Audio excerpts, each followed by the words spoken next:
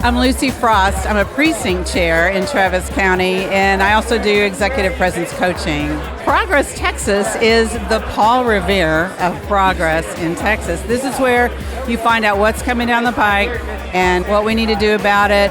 Keep on keeping on. It ain't over till it's over, and it ain't over. But by the way, we're not going away. That's right. We're not going away. It's Tuesday, January 7th, 2025, and this is the Progress Texas Daily Dispatch. Rapid response on the breaking news stories Texas progressives need to know. I'm Chris Mosier. The 89th Texas legislative session starts 1 week from today, Tuesday, January 14th. And one question I have for Republican lawmakers as they head for Austin to represent the constituents who have entrusted them with the authority to look out for their best interests at the state level is, how long are y'all going to keep letting your party leadership treat you like flunkies? The retribution tours during the election by both Governor Abbott and Attorney General Ken Paxton, during which they attacked and in many cases undermined and ran off Republicans who had the gall to look out for their local voters over the whims of billionaires and culture war crusaders, seem to have become a new permanent game plan for intimidating any party member not in lockstep with their plans. Leadership's message to Republican lawmakers is get in line or else. Jack Fink at CBS News Texas says Paxton and Texas GOP Chairman Abraham George have kicked off a statewide tour in Fort Worth as of yesterday to make sure those GOP lawmakers know who's boss. And the orders from the boss are to vote for Representative David Cook of Mansfield for House Speaker next week. The issue, as Paxton puts it, is the risk of the eventual speaker having anything at all to do with the Democrats in the chamber. Paxton said in Cowtown yesterday, quote, if the speakership is controlled by a block of Democratic votes, which it has been since Joe Strauss, it prevents Republicans from getting their priorities done, unquote. You heard that right. As we kick off a fourth decade of Republican control in Texas, Democrats are the reason Texas isn't even more extremely red than it is now. Targeted in particular, on day one of the Paxton beatdown tour, Tarrant County Republicans Charlie Green, Giovanni Capriglione, and John McQueenie, all of whom have voiced support for Lubbock Republican challenger Dustin Burrows, who's frankly not a much better option than Cook as far as progressives are concerned. Let's see if Green, Capriglione, and McQueenie melt like little old snowflakes here. My bet is they do. The threat of primaries from the right for any lawmaker out of step with the regime has become a common strategy to force compliance. Even Elon Musk, not even elected himself, has adopted this strategy as part of his adventures. A party that celebrates its own toughness sure appears to be full of pushovers at this point, or at least that's what Ken Paxton is counting on. Curiously, one of the common reasons Burrows supporters have offered for choosing him over Cook is that he's more conservative than Cook. Get ready for a weird one, y'all. Again, 1 week out from the session. In preparation for the circus, we invite you to check out our preview prepared by Progress Texas's advocacy department. Reagan Stone and Tatum Owens have an extensive outline of MAGA priorities we'll be watching closely over the next several weeks, and also our continuing series of interviews with members of the Democratic resistance at the Capitol, senators and House reps, on what they expect to come up against in a certain uphill fight. Just posted our most recent talk with Austin Representative Vicki Goodwin yesterday. Still to come over this week. Watch for Dallas Senator Nathan Johnson and Austin Reps Aaron Zwiener and James Tallarico on this podcast feed, and always the latest at progresstexas.org.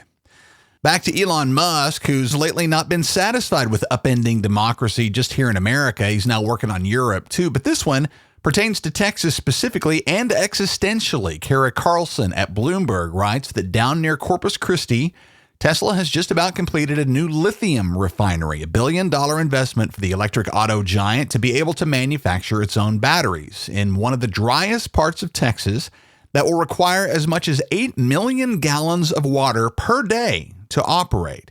Musk is known for a build it now, ask questions later mentality, but now we're talking about a resource essential to basic human survival that's already scarce in the area he picked. The average Texas family uses about 300 gallons of water per day, or 109,500 gallons per year, according to the EPA. A little quick math suggests that Elon Musk would like to hog the water requirements of almost 27,000 of those families in South Texas. Tesla is working on a deal with Nueces Water Supply, and the South Texas Water Authority has jurisdiction over the area. Neither dared to talk to Bloomberg on the matter.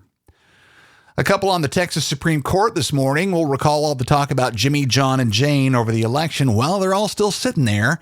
And Jimmy, Blacklock that is, just got a nice promotion. NBC DFW Channel 5 in Dallas says Blacklock has been appointed by Governor Abbott as the new Chief Justice of the court, succeeding Chief Justice Nathan Hecht, who holds the record as the longest-serving Chief Justice in the court's history, but has now been forced into retirement due to age limits. Filling Blacklock's Old Place 2 chair is James P. Sullivan, Abbott's general counsel since 2021, for a term that expires at the end of next year. Also at the Texas Supreme Court, and just in time for our first major winter event in a little while, Amelia Jones at Fox 4 News in Dallas says they're set to hear arguments in a major case from 2021's Winter Storm Uri, in which they'll decide whether more than 15,000 plaintiffs can move forward with their claims against the Texas utility companies that left them in the dark and the cold.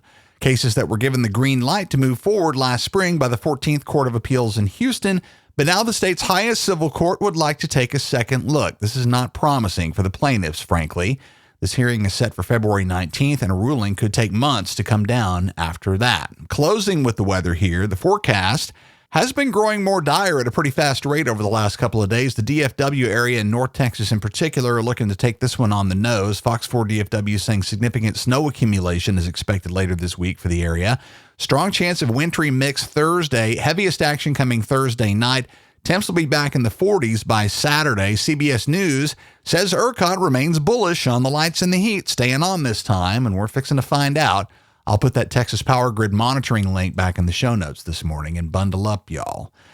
Our funding at Progress Texas is rarely sufficient for us to plan much more than a quarter or two ahead, but the conservative disinformation machine we oppose has no such obstacle. They're funded by oil and tech billionaires and religious right-wing activist groups. Our regular everyday listeners form a key component of our funding here at Progress Texas. So if that's you, we could use your support as a monthly contributor. No amount is too small. Go to progresstexas.org/donate, just like Jeffrey Learman, Sandra Seifert, and Robert Whitehead have lately. Thanks so much to all three of y'all. While you're at the website, make sure and hit our web store for the merch to match your progressive values. Y'all means all Revolution, and our most popular Humans Against Ted Cruz t-shirts are all there, all union printed, of course, right here in the Lone Star State, and lots more, all at progresstexas.org. That's the Progress Texas Daily Dispatch for this Tuesday, January 7th, 2025. Links to all these original stories can be found in our show notes.